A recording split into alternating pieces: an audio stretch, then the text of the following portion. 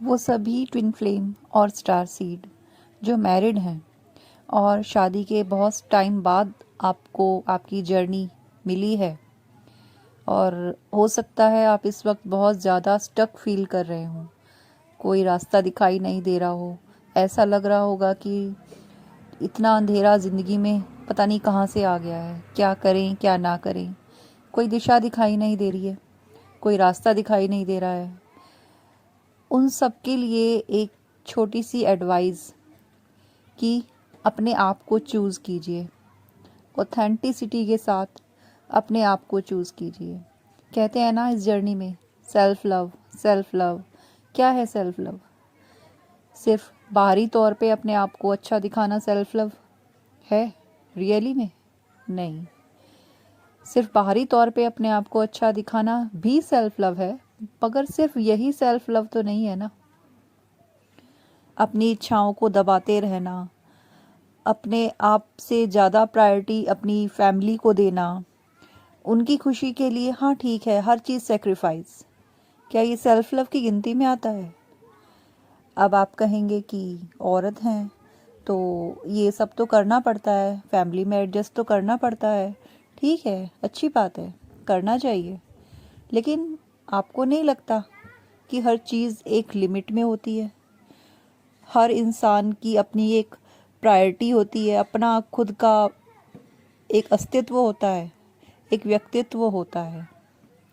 कहीं आप अपने उस व्यक्तित्व से, अपने उस अस्तित्व से समझौता तो नहीं कर रहे हैं?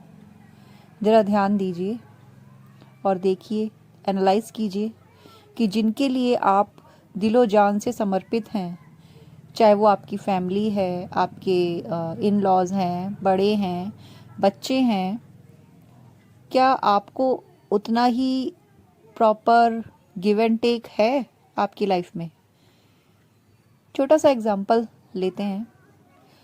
जब हम अपने बच्चों से प्यार करते हैं, उन्हें अपने से ज़्यादा अहमियत देते हैं, फिर क्या होता है कि एक टाइम पे और उनके लिए हमेशा अवेलेबल रहते हैं, ठीक है। तो एक टाइम पे क्या होता है ना कि बच्चों को लगता है कि नहीं एक बार सुनेंगे तो क्या हो जाएगा, माँ है डांटेंगी फिर मान ही जाएंगी ना, है ना।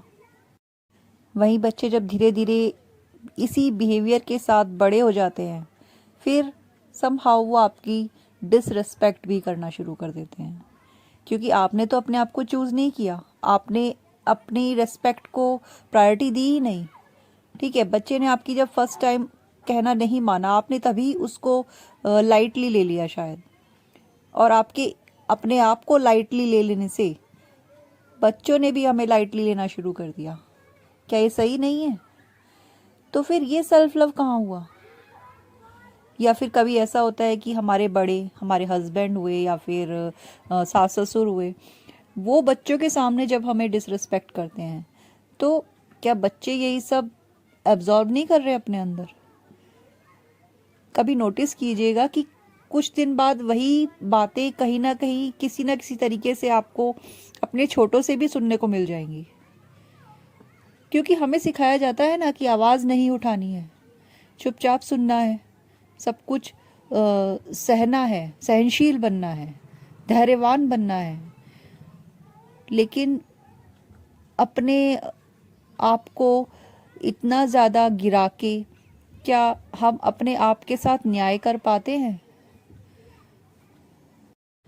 औरत को हमेशा कहा जाता है कि औरतों को घर की चार दीवारी में रहना चाहिए, है ना, उन्हें बाहर नहीं निकलना चाहिए। आप सोचेंगे कि अब ऐसी सोच कहाँ है, लेकिन है, ऐसी सोच आज भी है। एक बाउंड्री में जिन औरतों को बांध के रख दिया जाता है, ऐसा क्यों किया जाता है? क्या कारण है?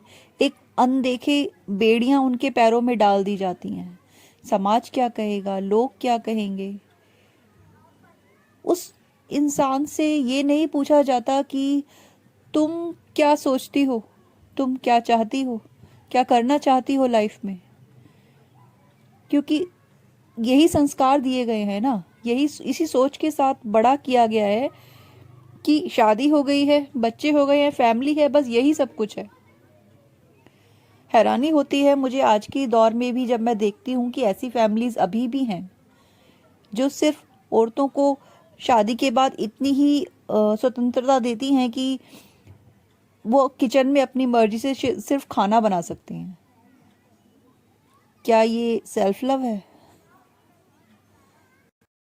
तो ज़रा एनालाइज कीजिए, देखिए कि कहीं आप भी इसी दौर से तो नहीं गुजर रही। मैं ये वीडियो खासकर डिवाइन फेमिनिन के लिए ही बना रही हूँ, क्योंकि मैंने जो रियलाइज़ किया अभी रिसेंटली में, वो सिर्फ लेडीज़ को ही रेजोनेट कर पाएगा। आफ्टर ऑल ये सोसाइटी मेल डोमिनेटिंग है, तो यहाँ पे जो प्रायोरिटी और जो रिस्पेक्ट घरों के अंदर, घरों की चार दीवारी में जो लेडीज़ को मिलनी चाहिए, वो नहीं मिलती।